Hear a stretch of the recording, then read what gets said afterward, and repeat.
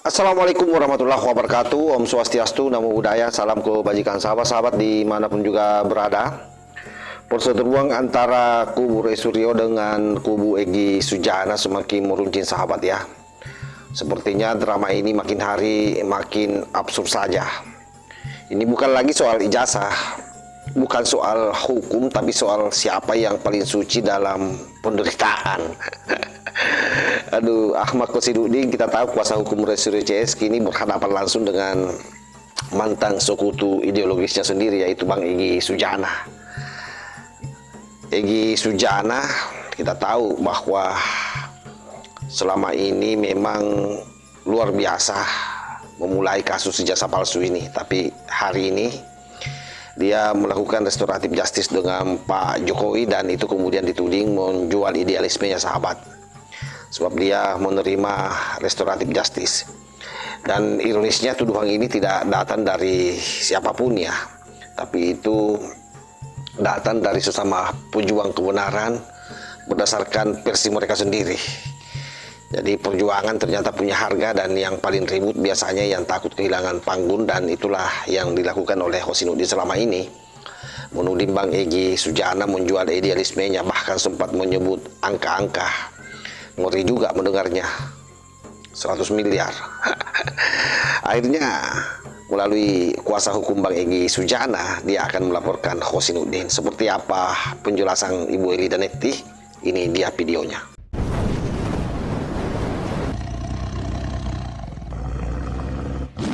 Oleh keluarga Bang Egy, disuruh Bang Egy untuk datang ke sini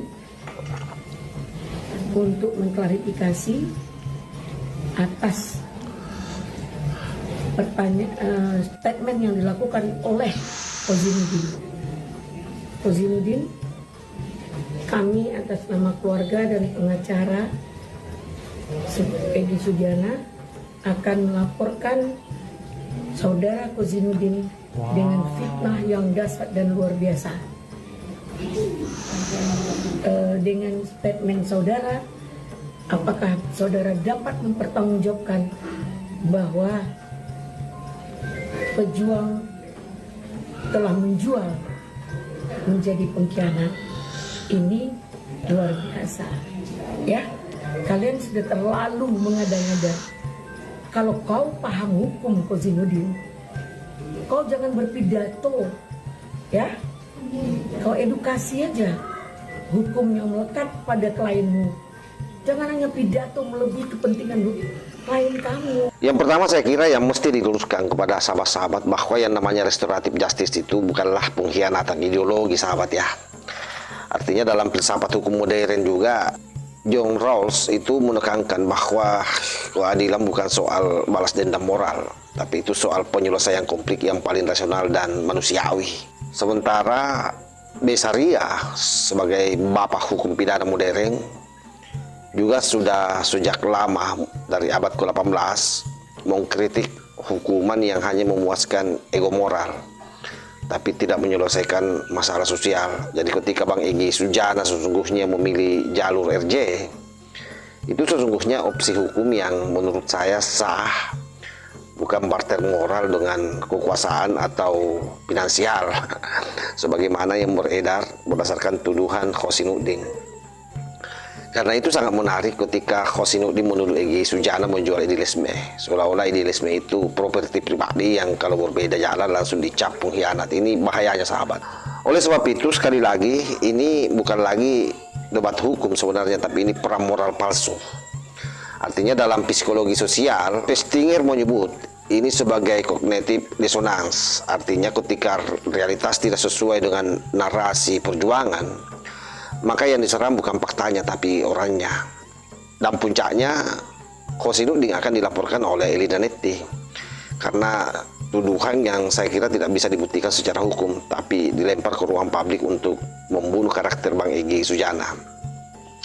Sekali lagi sahabat sekalian, ini bukan advokasi hukum, tapi ini adalah merupakan politik emosi ya sesama mereka yang hari ini memang betul-betul terpecah gara-gara RJ yang didapatkan oleh Egy Sujana. Sepertinya kubu Roy Panci iri karena hari ini kita lihat Bang Egy Sujana sudah melenggang ke Malaysia, dan bahkan saya dengar juga sudah beli rumah ya, atau itu hanya informasi.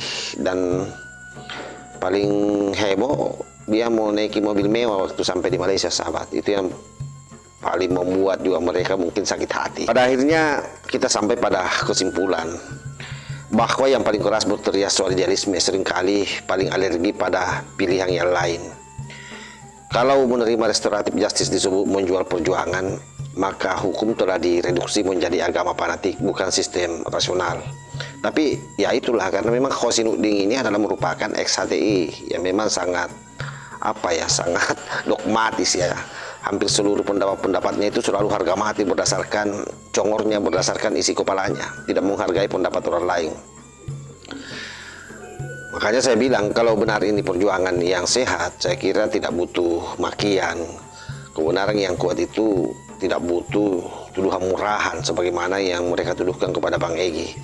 Dan ketika sesama penggugat saling lapor, saya kira publik jadi tahu satu hal, bahwa yang runtuh bukan keadilan, tapi mitos kesucian mereka sendiri, sahabat. Saya kira demikian. Wallahu muwaffiq ila aqwamit thoriq. Wassalamualaikum warahmatullahi wabarakatuh.